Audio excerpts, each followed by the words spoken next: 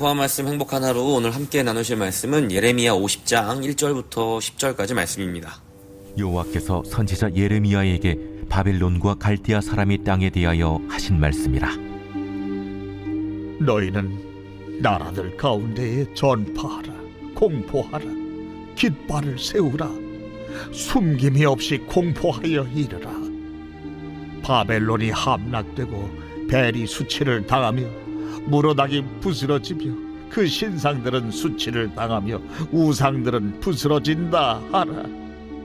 이는 한 나라가 북쪽에서 나와서 그를 쳐서 그 땅으로 황폐하게 하여 그 가운데 사는 자가 없게 할 것임이라. 사람이나 짐승이 다 도망할 것임이니라. 여호와의 말씀이니라. 그날 그때에 이스라엘 자손이 돌아오며 유다 자손도 함께 돌아오되 그들이 울면서 그 길을 가며 그의 하나님 여호와께 구할 것이며 그들이 그 얼굴을 시온으로 향하여 그 길을 물으며 말하기를 너희는 오라, 잊을 수 없는 영원한 언약으로 여호와와 연합하라 하리라.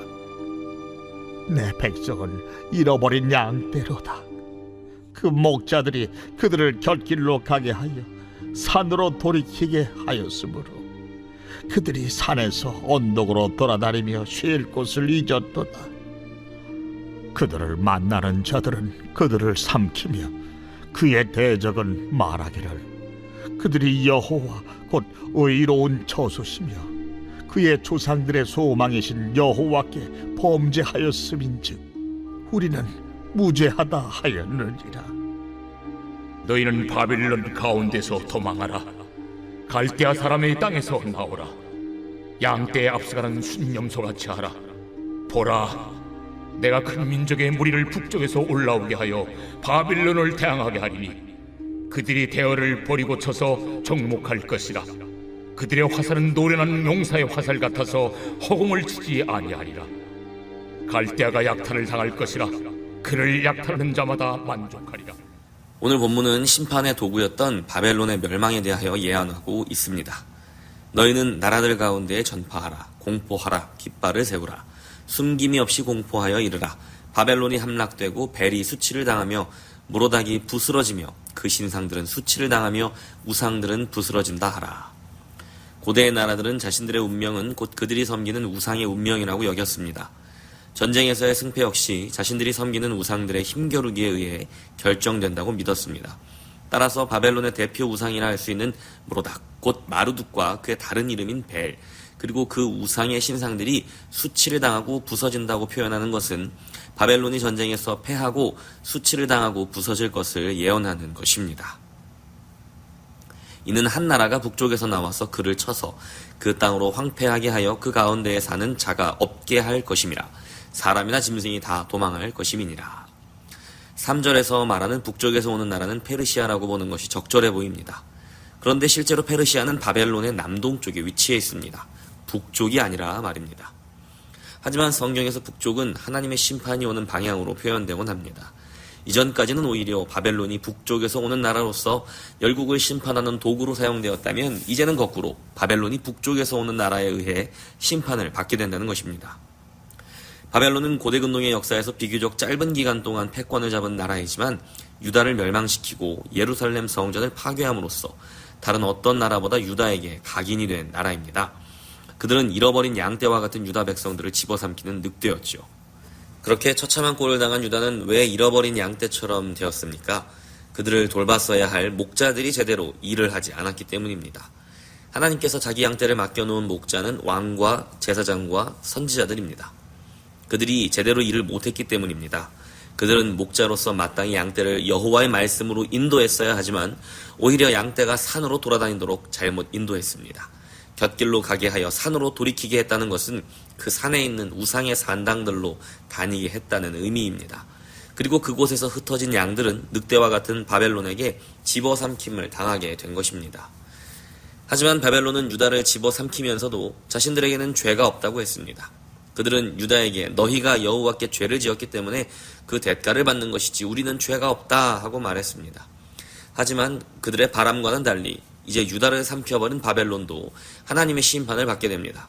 그것이 하나님께서 처음부터 계획하신 공평하고 정의로운 방식이었습니다. 그때 하나님의 말씀을 들은 하나님의 백성들은 바벨론으로부터 도망쳐 나와야 합니다. 너희는 바벨론 가운데서 도망하라.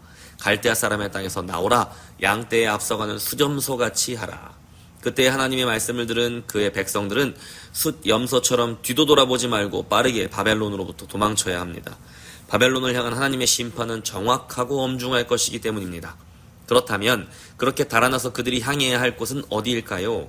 바로 시온, 곧 하나님의 임재가 있는 곳입니다.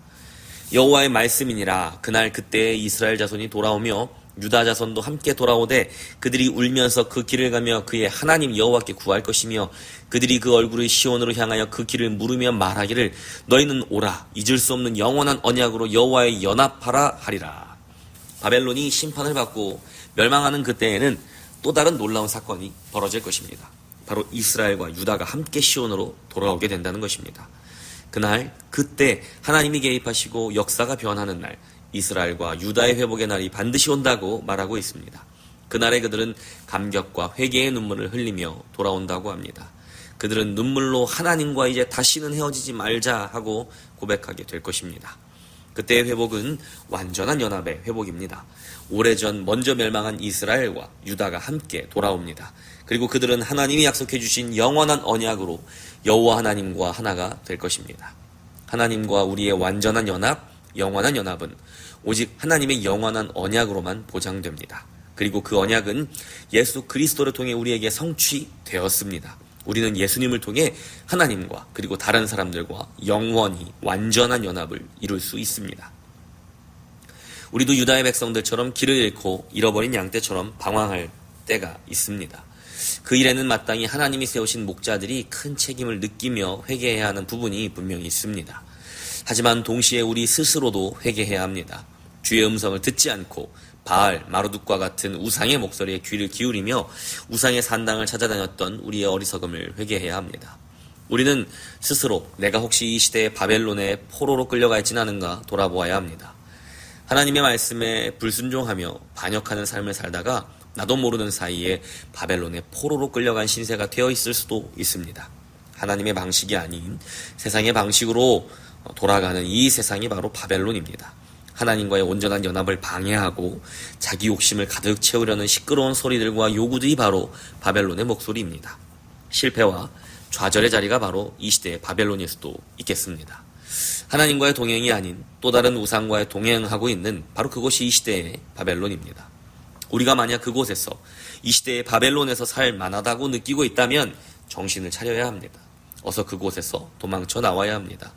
어디로 도망쳐야 합니까? 바로 하나님의 영원한 언약이 있는 곳으로, 하나님과의 영원한 연합이 있는 곳으로 말입니다. 그곳은 바로 예수 그리스도의 품 안입니다. 우리는 회개와 감격의 눈물을 흘리며 그곳이 어디인지 물어야 합니다. 그리고 속히 그리스도의 품 안으로 돌아가야 합니다. 그곳에만 영원한 언약, 영원한 연합의 은혜가 있기 때문입니다. 바로 거기에만 우리의 살 길이 있습니다. 하나님을 떠나 자기 마음대로 가는 것, 그것이 바로 우리 죄의 본질입니다. 그렇게 될 때 우리는 길을 잃어버린 아이처럼, 흩어진 양떼처럼 위험에 노출되게 됩니다. 우리의 대적은 그렇게 흩어진 우리를 집어삼키려 들 것입니다. 우리의 의지와 상관없이 우리는 어느새 이 시대의 바벨론의 포로가 되어 있을 것입니다. 그러나 이제는 우리에게 언제나 다시 돌아갈 힘과 기회가 생겼습니다. 바로 예수 그리스도가 우리 안에서 우리와 항상 함께하고 계시기 때문입니다. 우리는 그의 품 안으로 다시 돌아가야 합니다. 눈물로 회개하며 그 사랑과 은혜에 감격하며 다시 돌아갈 수 있습니다. 만약 내가 주님 곁을 잠시 떠나 방황하고 있다는 사실을 깨닫게 되신다면 오늘 하루도 언제나 다시 주님 품 안으로 돌아가는 감격을 누리는 하루가 되시기를 축복합니다. 하나님 이제 다시는 당신과 헤어지고 싶지 않습니다.